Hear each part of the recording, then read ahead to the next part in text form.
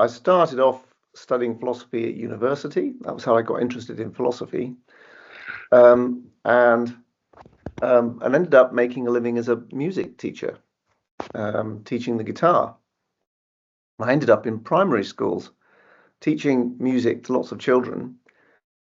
And in the meantime, I'd taken an interest in philosophical counselling and coaching, which I'd learnt about while I was at university. So I started doing an MA in preparation for that. And then it all sort of came together where a head teacher, in conversation with me, I sort of said, oh, I wonder if I can do philosophy with children in the same way that I do music. Because when I work with groups of children, I often taught groups of 4 or 5 kids at once. I used to have to find a way of getting them all to be able to join in at whatever level they were able. So, one kid might only be able to play an open string. Another kid can play scales. So you give them arrangements which enable them to do what they can do. And the whole thing just sounds, that it's greater than the sum of its parts. And I wondered if a similar kind of ensemble effect would work with children. And so I simply spoke to the head teacher and said, look, I'm doing all this guitar stuff, and I've got a background and interest in philosophy and practical philosophy. How about trying something out? And she said, oh, that sounds great. Of course, I forgot about it. And then another time at a Christmas party, she said, what happened to that proposal? And I said, oh, I didn't realize you were serious. So that was how I got into it. So it kind of came from thinking about the way in which music is done, I suppose, and thinking about, and I think it was, the instinct was right, that children's, doing philosophy with one child is really quite hard to do, I think. Sustaining a conversation. Some children are very good at it, but generally speaking, it's quite hard to do. Whereas the ensemble effect, engaging children with each other and their own ideas, it's actually not only easy to do, it's really easy to do in a sense once you get things right. So that was that was how I got into it. That's great. Thank you very much. I think that's something that I've experienced as well. I remember in primary school, even like any time a teacher asked me a question, I was like, oh no, please don't ask me. But when it's in that group setting, you just feel a lot more comfortable and it's a lot nicer. So that was really interesting. Thank you very much. So next up on my screen is Jeremy. Hi everyone, and thank you, Anna, for organising such a tremendous event. I'm a lecturer in philosophy in Queen's University, Belfast. My main areas of interest, apart from philosophy for children, are moral philosophy and intersecting themes in legal philosophy. I work particularly on issues with how we deal with the past, forgiveness, reparations, punishment, responsibility.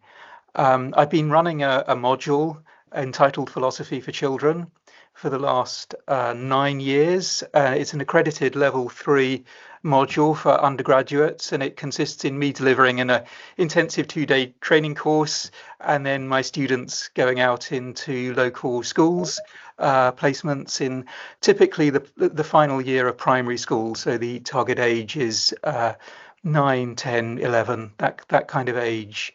And we also meet up during the course of the semester and have some informal chats to see how things are going.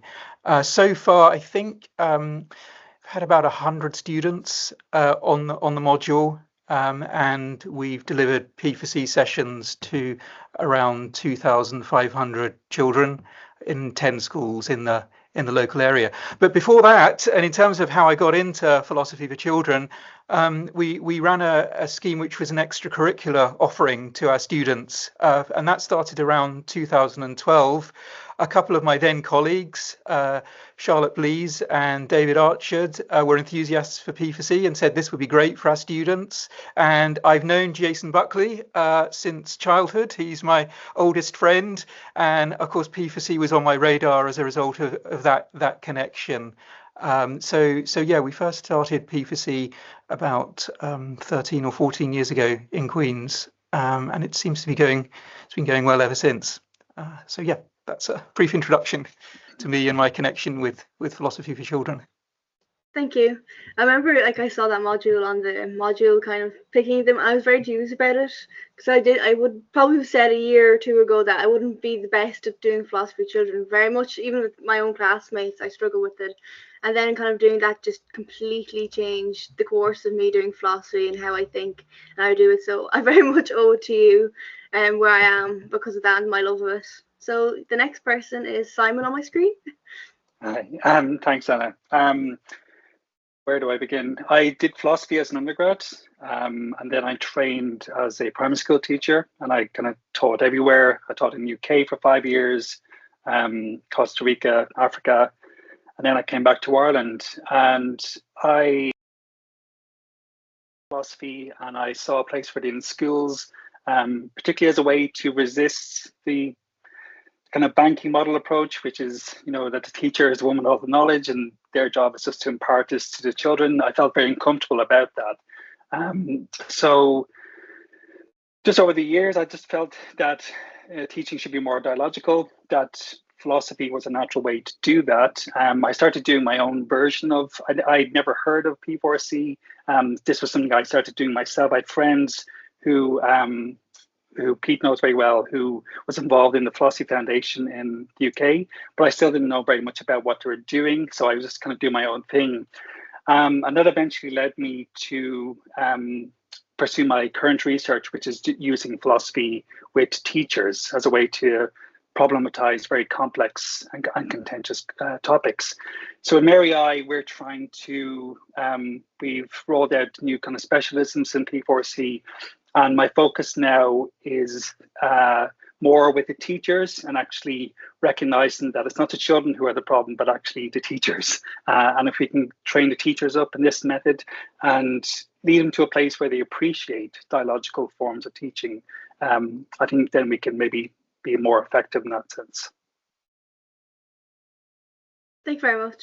I think that's like something when you say about the teachers is one thing. As a student, I think my primary school days, I always saw my teacher as someone who's very high up on that pedestal.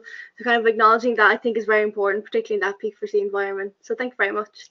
So the next person is Stefania. Hello, everyone. So my name is Stefania. I've been involved in the last couple of years in a project called Thinking Changes.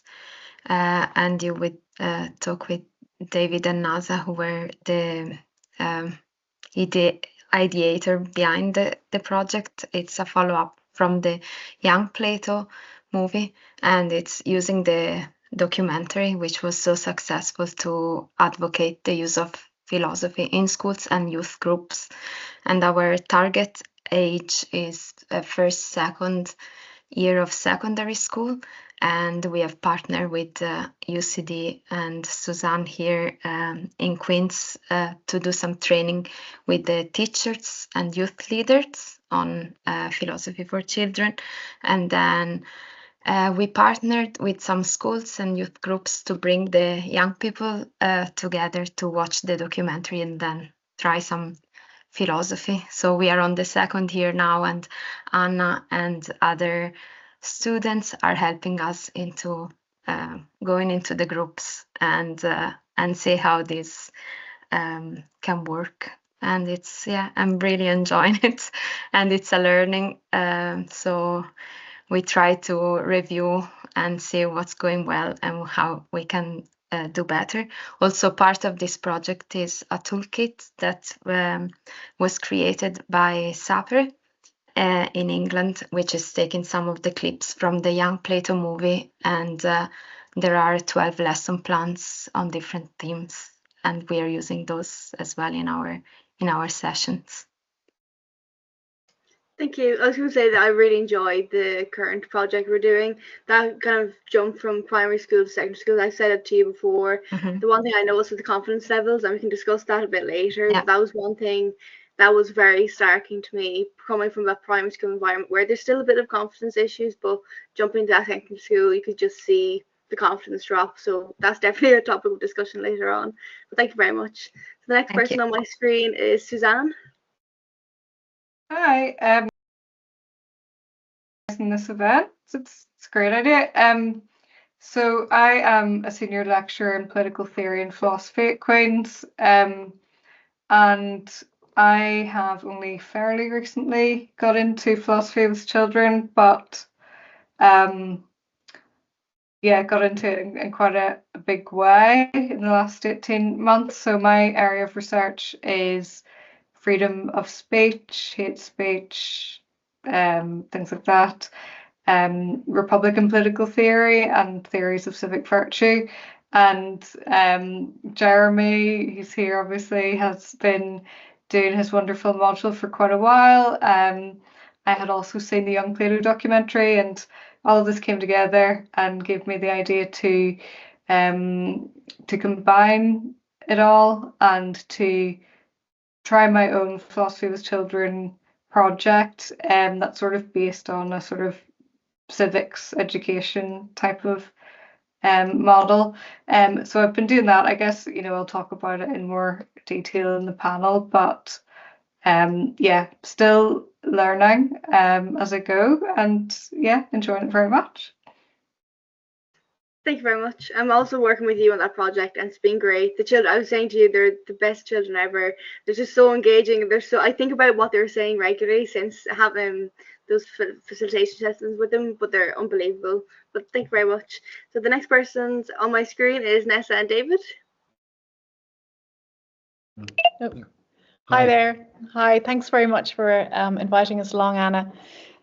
We have no philosophical background whatsoever, so we're both filmmakers, and we make documentaries, long-term observational documentaries. And in 2017, we were making a film about a school, and there we saw the headmaster there using Socratic dialogue in the classroom, and we were really intrigued by that. And then a few years later, we heard about Kevin McAreevy in Holy Cross Boys School in Ardoyne, and we heard what he was doing there, and we just found the whole thing really intriguing, like philosophy and Ardoyne and a primary school, and those elements were just really they just didn't seem to fit together. So we went along and we met with Kevin and his team, and Kevin, who was trained by Pete Worley over there, and we were just blown away by what we were seeing, and the effect that philosophy, how Kevin had completely infused philosophy into the whole school day. And so we ended up making a film, a long-term observational film about the effects of that. Oh, So sorry. Good. Do you want me to speak, or shall I just? No, go ahead. No, go ahead. I'm David Rane. I produced Young Plato. I wasn't as hands-on in the school as Neasa was. Neasa was filming 3 or 4 days a week for nearly 18 months. But as the project progressed, I went to visit the school. I met Kevin and was blown away really by what he was doing to create confident, articulate young children at a very young age, starting from age 4, and getting them to understand how important it was to question things. And these kids will, through Kevin and that age and the works that Suzanne's doing, and hopefully we're doing with Thinking Changes, will hopefully mean we'll have ambassadors and advocates for using philosophy and critical thinking in the future. So I think we're going to talk a bit more anyway in a few minutes about it. But just one other thing is that Stefania, by the way, covered everything there. Stefania's been managing the project brilliantly for us based in Belfast, and she covered everything. Just to add, Pete was very involved in the toolkit, in the design of the toolkit. And I was never sure, Pete, whether you were doing that for Philosophy Foundation or Sapere. So, but thank you very much for all the great work you did on that. Our next stage is we've been doing it for 2 years now. We've reached out. We'll talk a bit more about this, and Stefania can give you figures of how many youth groups and schools we've reached, and how many young people. They're always cross community and or cross border groups, and it's been fascinating to see the difference between working with school groups and youth groups. So we can talk a little bit more about that later as well. But yeah, it's been a very exciting project, completely new area for Neasa and I, but important for us because documentaries need to have a life beyond just they go into festivals, maybe they're on television, and then they're gone. Nobody goes back to them. So this gives documentary a new life through having a very strong social impact in communities, and especially socially challenged communities like Ardoyne, where Kevin works. So thanks very much, Anna, for having us. Thank you very much. That's one thing I always mention in the documentary. Anyone I can say to who's any way philosophical, even outside of philosophy, I always make them watch that documentary. I've seen it myself so many times, and I've just been blown away by what happens in that documentary. And then actually being in Holy Cross, it was just an experience I'll never forget. Not that I was ever dubious of the documentary, but you kind of think with lost children that you nearly think that couldn't happen. Children can't really do that until you really see yourself and like the power of it, experiencing it. But yes, thank you very much. And, the next person on my screen is Elizabeth. Hi. Thank you so much for having me, Anna.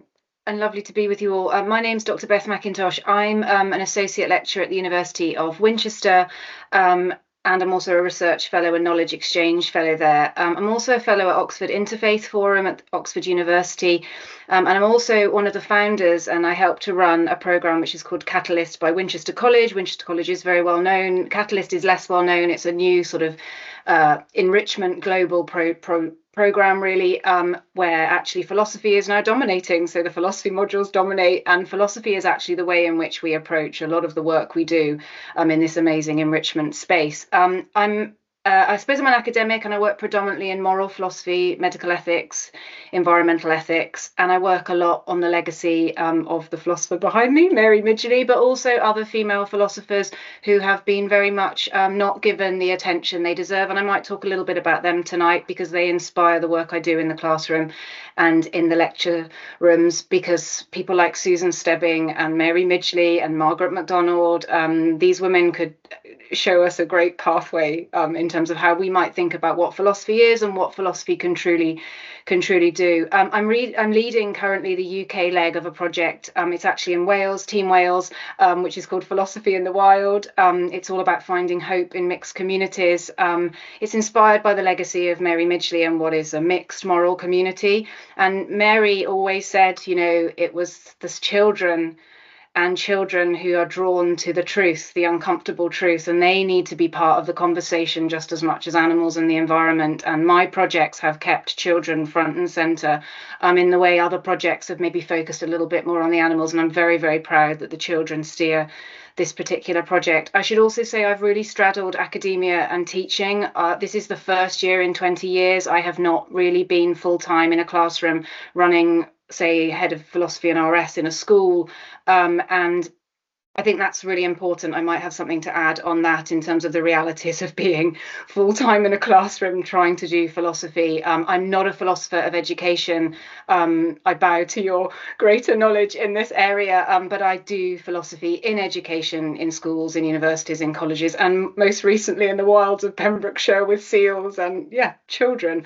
And I would just like to say that everything I really know in terms of strategies, in terms of philosophy for children, is because of Pete and Peter Worley and Emma as well, because when I started teaching 20 years ago and I bounced out of a PhD, I went into schools and I met lots of people that were saying they were doing a bit of philosophy, and I actually felt quite uncomfortable about that, or I just felt really lost in terms of I'd been giving my life to this PhD and I knew what philosophy looked like in the academy, but I didn't know how to be a teacher, and I trained on the job. I didn't have this amazing experience of doing a PGCE, and if it wasn't for Pete and Emma, I would have been so lost in terms of that integrity of what philosophy could be in the classroom. And I owe so much to Pete and Emma, and Pete's work on questioning has springboarded into a chapter I've written in terms of Mary's diagnostic questions, because I'm so interested in the idea of both questioning, but also when you question, what does that then lead you to? In that you then need to do some other stuff, right? And Midgley, as a lot of you know, is committed to plumbing work and repair work. So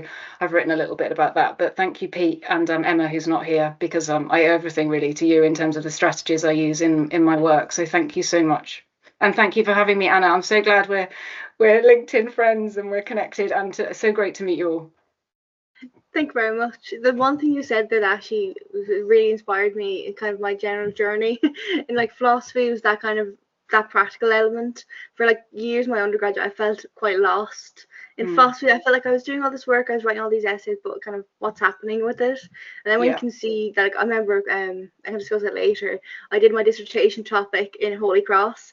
I was like, it was on the mind-body dualism, and I just tried it out, and that was the very moment I felt like there's a point to it. I was kind of getting to the stage where I was like, I don't know if there's a point to this. I was very down the dumps about it, and then actually seeing that there's a practical element that it does matter, no matter how difficult the philosophy might be. If you just change your language, you can be accessible to everybody. So thank you very much. And the last person is Jason. Okay, hello. I'm having a sort of enforced philosophy in pubs session because of travel problems. So I wasn't able to get home before getting here. So I'm hoping that the music in the background is not assailing your ears. If it is, I can probably shift out to the garden. I was doing philosophy before I knew philosophy was philosophy with my very good friend Jeremy. And then having studied it at university, or before I actually went to university, I ended up doing what I suppose nowadays would be a SAPRE level 1 course with Roger Sutcliffe, but I'm not sure SAPRE had actually been formalised at that point. I think it was before I went in the summer, before I went to university, and really enjoyed it, and then completely forgot about it during my years at university, other than running a couple of sessions at a school across the park from where I was living. And then I was teaching English as a secondary teacher at a rather chaotic school, and a colleague invited me to come and see a philosophy session. And it was this little island of civilization in this otherwise, frankly, rather savage environment. And I just thought, I just want all of this in my life. And so then I just hoovered up all the training. That's been a huge part of my work ever since. So that's how I got into it. I sort of have other interests in working with gifted children, home education, oracy, and outdoor education, but a lot of things where it's done through dialogue and where you're working with children in a slightly more informal way. And I suppose the sort of overall thing is where you're treating children as people first and children second, which I think is something which they really enjoy. There's something about the experience of doing philosophy for children's sessions where children access a slightly different version of themselves. They feel more of an authority than they do. Their status changes compared to their normal status in the classroom, and also not just their status to themselves, but their status to one another. And I think that's a really powerful part of what we do, and something that makes it a real delight as an adult being sort of let into that world as well. Absolutely. That's one thing about your last point about letting in, like, getting into the children's world is the best thing, because sometimes they come up with, like, they might be discussing a very difficult problem, but they have the simplest way of looking at it. There's even times where I've caught myself struggling over an issue, and they just, one person and one child just says it so simply. I'm like, oh, I should have got that there. So definitely that's one experience I've definitely had. So by the time it's looking for our first panel discussion, and that is titled Projects in Philosophy for Children. So we have Suzanne, David and Neasa, Stefania and Suzanne. So what way do you want this to work? Is it sort of a presentation or a chat, or? Because I was saying earlier, it's kind of like inspired by P4C session. So I'm just going to throw out a question and kind of ask it and answer it whatever way you would like, and that's suiting. So I think the first one I had from my little list I sent you all was, what would you say to individuals who say that isn't philosophy too complex for children? So that kind of thing that I've definitely come across, and I've had that opinion as well, that philosophy is too complicated. How can children get it? And kind of how do you kind of overcome that in a project about philosophy for children? Well, our first introduction was like with Kevin, like one of the first classes he did with P1, And the first thing that we witnessed, and I think this was in our development stage, in our research stage, and he went into P1 and he did a whole class. He did this drawing of a bicycle, which those of you who may have seen the film will see. And just that lesson that he had, that he, that simple lesson that he taught to all those kids was like, everyone has different thinking, and everyone's thinking, is right. There is no wrong or right, and not to be afraid to change your thinking if somebody else's thinking makes more sense to you. And like that was just a magical class, really, to see how the kids themselves illustrated. Yes, they all had different thinking, and on what that, the shapes that he was drawing could be. Yeah, I was always terrified of philosophy because I always thought it was for the academics and a particular type or group of people who I didn't feel like I was part of. But I think for me, it's like Neasa summed it up really well there, but also philosophy doesn't feel like it's Socrates and Aristotle and Locke and Hume and all of these people. It feels like, to me, for children anyway, it's really still about thinking, about empathy, about respecting each other and learning those skills. And obviously philosophy is the way into that, but you could almost take the word philosophy out for me and come up with another way of couching it instead of philosophy for children, philosophy with children. Thinking about thinking. Thinking about thinking. Thinking with we use the thinking changes, which I think we probably stole from Sapere or someone else.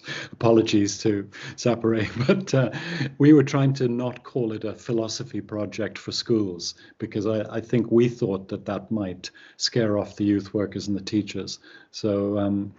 So yeah, that's my view. I don't think it's complex now that I see it, the really practical implementation of it, how Suzanne works, how Pete works, how Kevin works with it. It's not complicated now for me, and I hope it's not for children either because of that. Yeah, I mean, I suppose, given that I sort of came through academia, I already knew that philosophy maybe wasn't as intimidating as some people think it is, so I kind of come up against this a little bit in first year undergrad teaching because a lot of the people who take our modules are just sort of, taking it as part of some other sort of degree, and they think, oh, this looks really interesting, and often they're really terrified because they didn't do it at A level or GCSE, so we don't have it in Northern Ireland at A level yet. So the way in which I would teach undergrads sort of carried over into the schools because I connect the philosophy to what's going on in the real world. And I mean, it's easier when you teach ethics and political theory, but connecting it to stuff they're already doing and stuff they already know, helping them realize that they do philosophy all the time, every day anyway, and that they've probably been doing it for a long time. That's usually how I would approach it in the sort of early sessions, and would approach it with the teachers as well, because I do think there is a bit of fear about the term philosophy. It also looks very ideological to some teachers who are a little bit scared of it. So thinking, dialogue, those sort of things can help assuage some of those fears. Yeah, so I definitely think that I know people in my class, even funny enough, when I started Jeremy's law class, I heard people who were coming from a law background saying, I'm terrified of philosophy, I'm so scared of it. Even at kind of a master's level, people are having that conversations. And anytime I've mentioned to someone oh, I'm doing philosophy, they're like, oh, I could never do that, and they kind of immediately shut off. But I think that's the beauty of philosophy children. On the face level, it seems something very detailed and very complicated. You're discussing these huge ideas, but actually they're just quite intuitive. I've always said that philosophy is kind of shower thoughts nearly. A lot of people do philosophy without even kind of realizing. It's just a matter of kind of putting a name to it. Because I've had, even when I was younger, I'd come up with these very silly questions, but there's actually something in the background. I think everything that you're saying, philosophy is very much everywhere, and having that structure of P4C is just very much a matter of creating that environment for it. So that's great. If anyone else wants to add anything, feel free. And if not, I can ask the next questions. So I'll go on to the next question, and this is probably something kind of interesting to see. What particular topics do you think kind of resonate well with children, be it even teenagers or younger children? What is there kind of particular topic that when you do a session it always works very well, or that you find children getting kind of instantly? Yeah, I mean, I always pick topics that I like to teach, so maybe I'm sort of filtering out the more exciting ones. But again, it's sort of connecting it to what's going on in their own lives, especially with younger children, and those that are maybe slow to get involved in philosophical discussion. I find that making it really relevant to their own lives. So using stories that are about like a teacher or playground or some dispute between friends or something like that. I think that really works because they can put themselves in the shoes of whoever is in the story. I did notice that when I started that. I mean, this is obviously a developmental thing, but children will always connect to their personal anecdotes and something that happened in their family. And so, yeah, anything that does that, anything about fairness, they love talking about what's fair. Lying is a really easy one, to get them in to a discussion. But of course, they're definitely capable of more abstract philosophical discussions. Yeah. I would just echo Suzanne's points. If you can engage their interests, then you're onto a winner. So questions about school and authority and how schools are run seem to go down well. Questions about friendship, something that's important to them, or family. Perhaps questions about sports and games can be a way into other topics like fairness. Absolutely. I found that funny enough, fairness always brings up the topic of siblings and like their friends. It's just very passionate feelings. I find it quite amusing because they'll always have this person anecdote, even if it's not really relating to the task. They'll have this person anecdote and then they'll go and link it to the task without even me kind of directing them. But I've always had like anything that's around kind of teamwork or fairness or justice. They're very, very passionate about it, no kind of matter the age. And it's very interesting as you see like the ages progress, how they look at it from different angles. So that's definitely a huge thing that you said, Suzanne. David and Neasa, is there anything that you've seen from kind of watching Holy Cross Boys? If there are any topics that you felt that was very particularly engaged with them? Yeah, well, I mean, I think Kevin did an awful lot of work around like Stoicism and using the Stoics and talking about emotion and getting the kids to recognize their emotions and to recognize what is anxiety, what is anger, what triggers those. And he did a lot of work trying to help them to, I suppose, step outside the emotion and not get carried away with it. I think one of the most incredible things that I witnessed in that in the school was the philosophy board that he had, outside the headmaster's office. So instead, like when there was an altercation or a fight or whatever, the kids were sent to the philosophy board and they had to answer 3 questions without the headmaster being there. 3 questions like, what happened, what should have happened, where do we go from here? And the 2 injured parties would have to like agree on what happened, who hit so and so first or whatever, and they'd have to write it up on the board. And then so and by the time they've done all this, like all the emotion is gone, like they're really focusing on kind of figuring out, okay, well, what actually evolved there or transpired there. And then Kevin would come out and all the emotion is gone and they're having a conversation, and then he might bring it further, like if it's 2 best friends, like, well, what is a friend? And he'll push it a little bit further. And it was just such a powerful tool rather than punishing kids, like, without fail, over and over and over again. I would see those children walking away chatting to each other. The fight was over, and it was I mean, I think everyone could do with a philosophy board in their lives, even in the workspace, but like seeing it being used that way in in a primary school was really, really powerful. In the Think and Changes project, where we've brought cross-community groups together, show them the film, and then have a Socratic philosophical discussion afterwards. Lots of subjects come up, and I'm be very happy for Stefania to jump in here, because Stefania has actually attended almost every one of the sessions. I have attended a lot less, and Suzanne's been to quite a few as well. But things like otherness and difference come up quite a lot, and I think that's a great springboard into discussion for young people, and they're not afraid of talking about that. Also, violence and non-violence.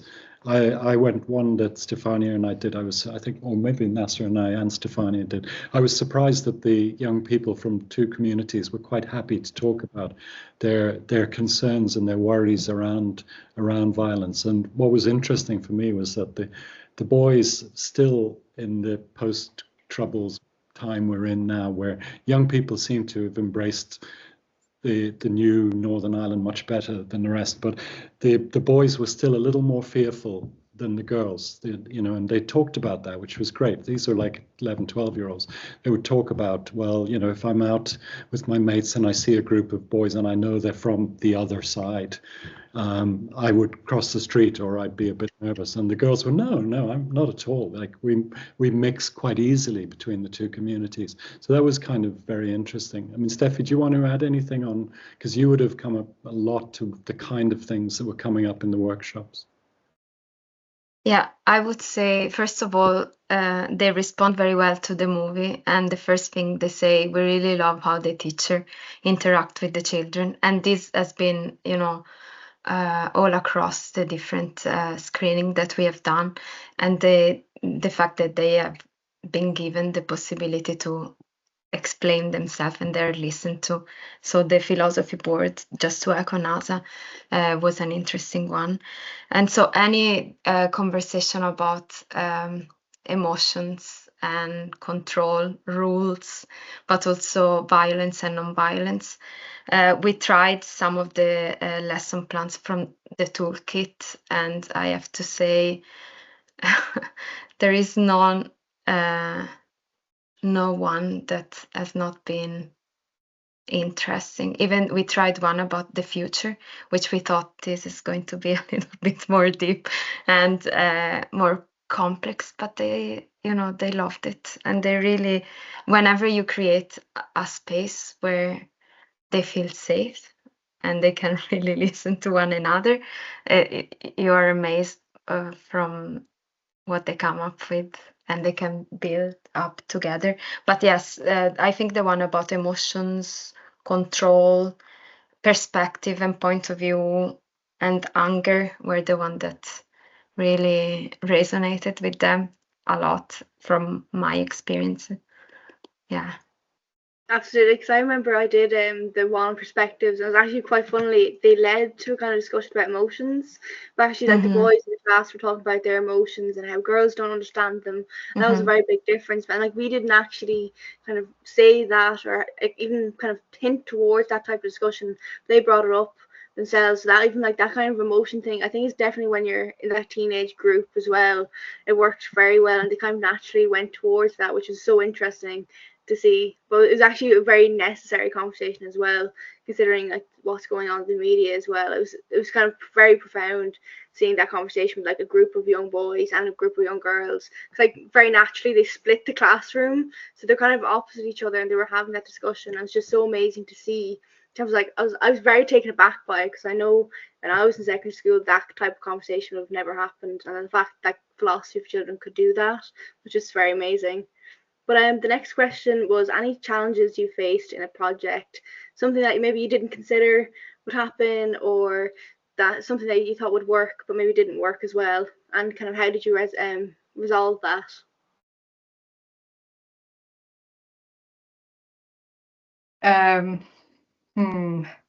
Yeah, I think some of the challenges that I came across last year included things like the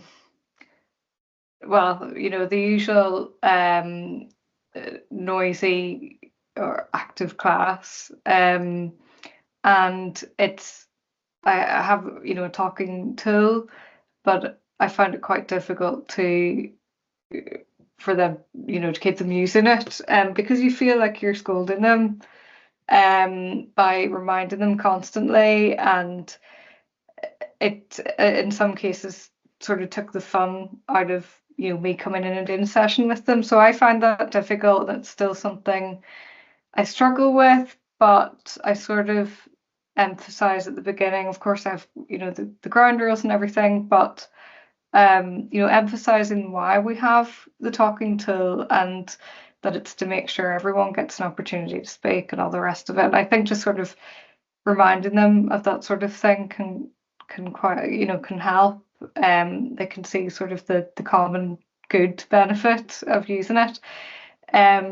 Other challenges were, when like difficult topics came up, because this is a sort of civics focused program. We did have things about sectarianism and religion, and I thought that keeping it quite abstract to begin with, so that the conversations came from the bottom up, from the children themselves, and just using the P4C methods to keep everything taken over. I thought that was the best way of doing it, and the having the teachers and teaching assistants there was really useful, because they know the children, they're from their community, and they know how much they can push it, or the children can push it before could cause issues. So I thought it was really useful having that sort of special knowledge there in the room, because I was only getting to know the children. So those were the two main things, I think. For our project, and I'm going to ask again Steffi to jump in at a certain point on this, but the logistical challenges are always difficult, getting time commitments from schools and youth groups, and they change something at the last minute when we've put lots of infrastructure in place because the school's closed for the day, or something like that. And also the one interesting challenge, but I think one that, and Steffi can talk more to this than me, is the difference between youth groups and schools. Schools come with teachers. The children are in uniform. They're more disciplined by the teachers, not necessarily as young human beings. The teachers control them more, and in some ways I think that's a little counterintuitive to what we're trying to do. Whereas the youth groups, they're freer. But then there's less control, because they're teachers, so they're just there to supervise.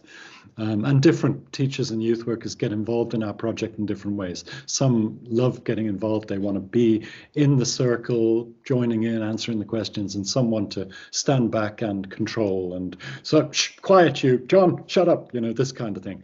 Steffi, you could probably add more, because you've seen a lot more of the difference between the youth groups and the schools. Yeah.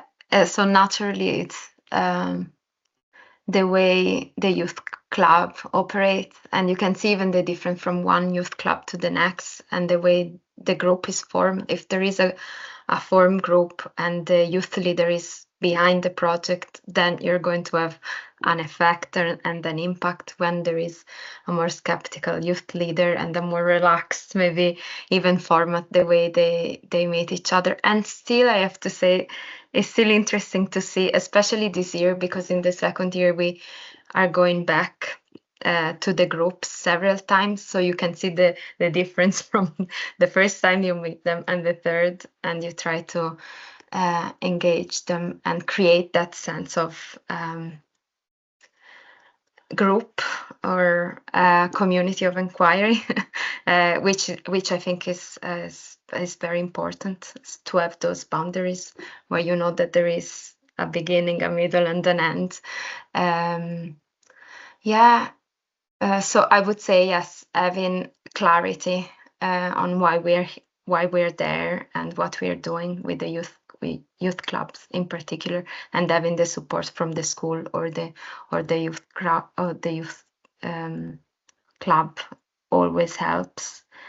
And in terms of maybe groups, the number as well, really makes a difference. Whether it's too big, then you have to think about strategies to make everybody participate.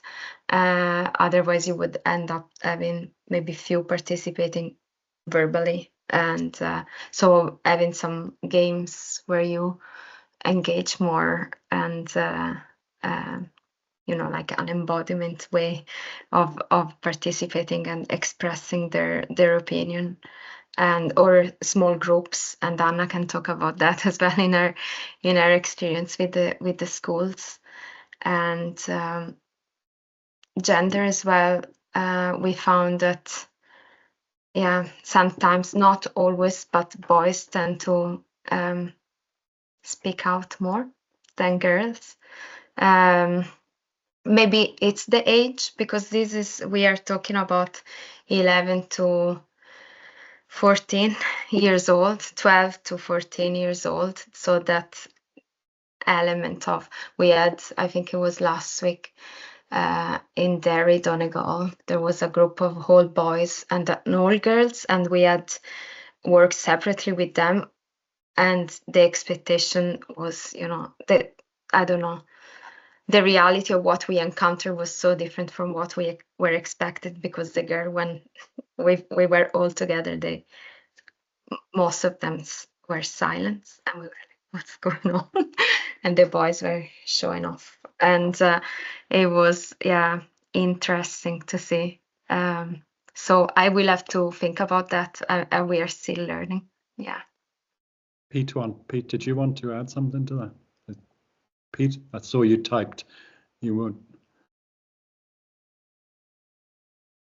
Yeah. Oh, hang on. You mean adds not specifically to that. I was saying that I could say something about working with children in care, if you wanted. You were answering a post in the chat. Sorry. Yeah, but I'm in the second panel, so I'll leave that until. Okay, thanks. Unless I'm specifically asked. Oh, I think you're trying to say something, Anna, but you're muted. Oh, apologies. I'll just carry on from what Stefania said just before I forget. My big thing was semicircles.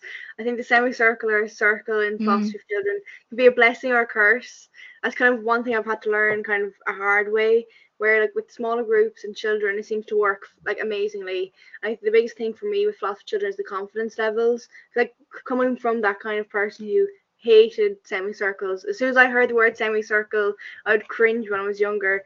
So I kind of, like, when I was doing the thinking changes, I remember the first session we did semicircle, it just didn't work. Very naturally, like you said, there was a divide between the boys and the girls. The girls were a lot more shyer. The boys were, there's one or two who he would make that question, he'd say the funny questions, he'd make a joke, and like sometimes they would work, and kind of getting the rest of his friends and everyone involved.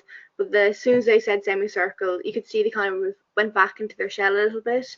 So I think breaking into groups and stuff has always been my thing. And just being very much aware of the environment of the classroom, because you never know what they're kind of bringing into the classroom, what happened that day or the lesson before we come in. So that's the one thing, I'm always highly observational of what the mood is of the classroom and the children. And even like in bigger sessions when there's 30 or 40 children, there's like, I remember the last session I did with Suzanne, as soon as I said turn into a semicircle, they were like, no, I'm not doing it. So then we just did like an extra 5 minutes of a game, and they kind of forgot about it and they were fine with it. So that thing of semicircles is definitely kind of like a sticking point for me, where I love them and I hate them at the same time. But yes, Elizabeth. Just to pull a little bit of those two questions together, in terms of hard topics, I mean, I teach the two hardest modules you could argue, or the students feel at the university this year at Winchester, and I'm doing logic and metaphysics. And, and I see this through all the year groups I work with. I really think it's important that I use resources that make them feel they have a part of that conversation. And, often I'm the first woman that's taught them that. And that's a big deal. And then I make sure to use female philosophers in that, because they're nowhere to be seen. And, you can, and then not, and, people from very different backgrounds, and just saying, they're part of the conversation, and being really honest about the fact that that has been a really bad part of philosophy's history, and that there has been one story told about what philosophy is, what it does, and what topics belong where, and whether they're hard or not. But the truth is, if you did metaphysics with Pete's donut examples, right, they love it. They love metaphysics because metaphysics is about reality, right? And if you teach them metaphysics through Dorothy Emmett, who says life is messy and we got to find loads of pathways into the reality and you're part of that reality, guess what? Then they think, well, I'm here and I've got a part to play in this. And we need to be totally committed, I think, in our work to finding the best resources and finding a way to say, actually, all topics, they're for you if you want them to be. Because look, the truth is, if I had a dream session, I'd be like, right, I'm going to use the cake example of cutting the cake up in the philosophy shop, or Jason's amazing. I could tell you the water catcher right now. It's the most beautiful story, Jason, I've ever read. Like, it's beautiful. I do environment, I do politics, I do ethics. They're my background. But it's our job to go, but you're a metaphysician because this is your reality, and this is not just the story of one man in an armchair getting to decide that in philosophy. And I kind of like take a huge sort of commitment to saying, well, this is your topic too. And I think Pete said this in the chat, basically, that kind of we enjoy the challenge of going, no, I'm never going to have that situation again where like logic isn't for you or metaphysics isn't for you. And that's why the resources that are out there through all of you that make these brilliant things, you're making the difference, because I think the resources are king. Like, they're absolutely what we need to shake everything up. And just with the gender thing, that is a problem. But again, it's been a lot less of a problem for my students having a woman in front of them being really honest about what's happened and saying, look, I'm here doing the logic with you, and here's a female logician, and here's a female metaphysician, and they see it a little bit differently, or they don't see it a bit differently, but let's change the language. Because a lot of this, Susan Stebbing would say, is about finding the right language for the job, but also knowing when we need to adjust our language to make sure that there is a pathway in for someone. And it's okay to adjust the language to bring them in and then say, and here's the way this philosopher would use the language, and here's the way a philosopher who's more scientifically minded or sociologically minded would bring it in. And so I think that's part of the job that we're all doing, that kind of, pathways in through resources. I don't know if that's helpful, but that was kind of coming to mind, that we should be quite mindful of that. It's a type of exclusion, really, isn't it, in terms of if we don't get that stuff right. Yeah, absolutely. I was going to jump in quickly there. That's something that I've definitely found, kind of even doing like more philosophy at university, is maybe it's not even the fact that I don't understand the text, I'm just looking at it the wrong way, but I just need like an example or something that's quite silly to make it something that's quite difficult and mundane, but actually just make it simple. And it's the one thing I learned, like trying to write philosophically. Sometimes I'm like, I understand it myself, but then when I'm trying to get someone else to read it, I'm very conscious now of like the language I use, and that was something I was very ignorant of in like my undergraduate days. I'm still trying to work on that kind of language, and like the accessibility for resources is something that's hugely important, particularly in like a university classroom as well. But is the questions as well, so if anyone wants to come in, or if Jess wants to hop in with people's questions in the chat, or we can continue discussion as well.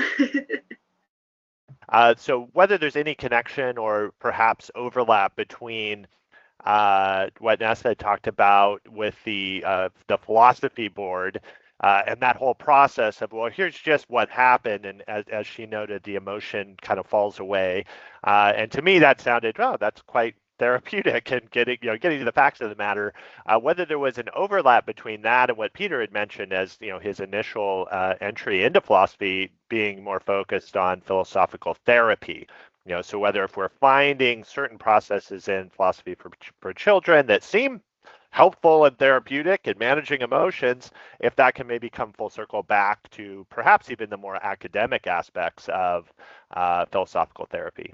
I mean, just to share, I think one of the therapeutic benefits of philosophy, as we sort of generally practice dialogical philosophy, is a sort of indirect benefit. So, for example, I do classes online used to be just for gifted kids, but that since the pandemic, home educated kids. And I've had kids who've gone on an arc there from, they've had like hideous experiences at school. That's why they're home educated. They're not genuinely elective home educated. They're refugees from a hostile classroom. And they start out with their camera off and just listening, and they might start contributing on the chat. and then eventually they start unmuting and contributing out loud, and then they start putting their camera on, and then they've ended up coming to residentials and so on. And I think that so it's not that you're doing therapy through the philosophy, it's that doing the philosophy has a therapeutic effect, because it's a really special way of being with people. It's a way of being vulnerable with other people, and other people being vulnerable with you, and listening and responding, and being different in some ways to other people, and your differences being accepted and cherished, and it's really quite moving to see. I mean, the impact on some of these kids is, it is, I know it sounds really, it is, it's like a sliding doors thing, them getting involved in philosophy, then is everything that follows from that. And I think that, it's interesting to reflect on why we do this, what we get out of it, because I think a lot of the time we actually get quite a similar thing out of it as the kids do. I never get bored of it. It's a really special way of being with people, and I'd be really interested to see how other people would characterize the pleasure they get either from facilitating or from participating. What is it about it that makes it a particularly enjoyable way of being with a group of other people? Just to echo what Jason is saying there, I remember kind of during the pandemic, I was working with a group of 11-year-old children, and they're obviously aware that the world is in crisis, but we were all kind of pretending that everything was okay in the classroom. Now, I think that's important as well, to have a safe space in the classroom where children feel safe and they can learn in a safe environment, but they're also acutely aware of what's going on in the world around them. And I think to pretend that that doesn't really exist, or to make no references to it in the classroom, is also kind of a dereliction of duty as a teacher. And I remember just certain topics came up in the classroom. I think someone mentioned anxiety one day. And I have a very interesting view of anxiety, as anyone who has studied philosophy. It's not necessarily the kind of worst thing that can happen to you, to have this kind of angst or this dread. In fact, it can signal to you that your life maybe needs to change, and it can be a very positive thing that we can lean into, not something that we need to remove from our lives, or in this kind of era of well-being that we're trying to eradicate all this anxiety is a bad thing, let's get it out of our lives. And I remember talking a little bit about it with them, and suddenly they, even describing the kind of symptoms, and this is going into the kind of therapy land, they all put up their hands and said, this is something I experienced, and this is something I experienced. And suddenly they felt collectively kind of seen, that this wasn't something that they just had to live with by themselves, that this is something that they could share in the group, and we could go into it philosophically and actually, discuss what is anxiety. Is anxiety always inherently a bad thing? Is it something we need to try and mitigate or try and alleviate from her? Or is it something that's actually positive? And this was something then we explored in further sessions. And I just think that that's the kind of value of doing something like that, that you're not alone. And there is something very powerful about the community of inquiry, that you are doing this together. And it's something that Jason, I think it was just kind of saying there. I think it's a really powerful act. It's almost an act of defiance. And I like that about philosophy, that you're bringing, you're not trying to pull the wool over their eyes. You're not trying to deceive them as an educator, and actually you're bringing them into the conversation as well. I think that's a very powerful experience for children as well.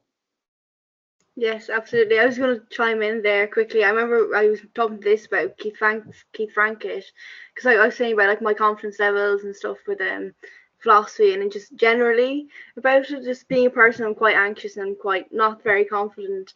So kind of philosophy was just a huge point for that for me, where I could actually, as a child, not even knowing what philosophy was, but that's just simple kind of why, was kind of like a source of kind of me to kind of battle anxiety, battle kind of imposter syndrome. But it's kind of I think it's kind of something that's kind of quintessential to be a philosopher. It's that kind of battle of anxiety in the world. I feel like that's kind of thing. And philosophy children is a very good kind of opportunity to kind of have those conversations as a child, and like have those difficult conversations that you may have not had that before. But yes, I see Peter's hand. Hi, yeah. Yeah, thanks. Really interesting. And I think it's no coincidence that Epicurus, the ancient Greek philosopher, saw philosophical practice as a social thing, and this idea of being in the garden, and friendship being a central part of it. And I remember when I was writing Corrupting Youth and talking about this stuff, I wrote some stuff on the concept of xenia, this kind of ancient Greek notion, which probably borrowed from the Egyptians of love of the stranger, right? The opposite of xenophobia. This idea that if somebody who's strange comes into town, you give them a place, you offer them some food, and you exchange. You exchange news. You tell each other things, and this was an important thing for many, many reasons. And I think there's a sense in which the philosophy session is a little bit like that. We're sort of welcoming strangers in all sorts of senses, right? Because they're not really friends. They've been sort of thrown together in a classroom randomly almost. People from all sorts of different backgrounds. They are strangers in all sorts of ways to each other in a classroom. But they're also, say, I think, for instance, when doing philosophy, the teachers start to say, oh, wow, I never knew he thought like that or she thought like that. And again, we see a kind of, strangers in the sense that we don't really know how they think that well always, or at least we don't know how they think in certain contexts. So the philosophy allows us to sort of see and recognize a kind of person, an intellectual person, a thinker, something that they may not have seen before. And I also think there's a sense in which the process helps us to become acquainted with the stranger in ourselves. The kind of thinker I didn't know I was, that I've suddenly discovered I am. But going back to the therapy question, which of course was at the heart of Epicurus' thing, philosophy is vain if it doesn't help us, heal the soul, and so on. The funny thing is about philosophical therapy is it can make you feel worse, not necessarily better. So we've got to have a think about what that means. But I'm sure any therapist would say that, right? Any therapist would say that it doesn't necessarily result in you feeling better, certainly not at first. But building on what Simon was saying, during the pandemic, I remember running a session on regularly with classes online during that.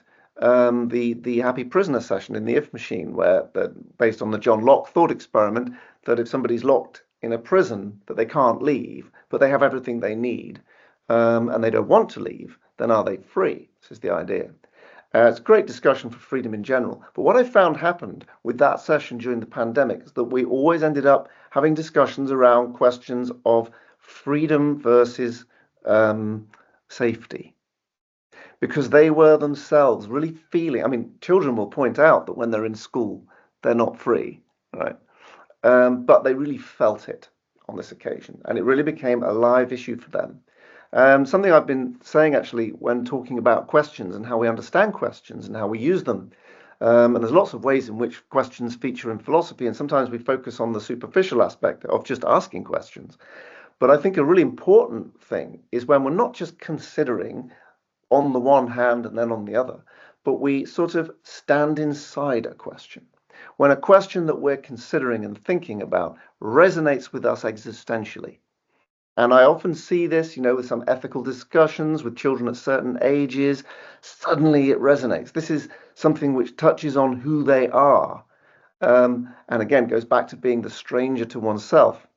And I really felt that during the pandemic. And actually, I felt deeply moved in some of those conversations, as did some of the teachers, because you could really feel that this wasn't just abstract. This was really standing on the edge of a volcano that they could fall into, that they were feeling the heat from.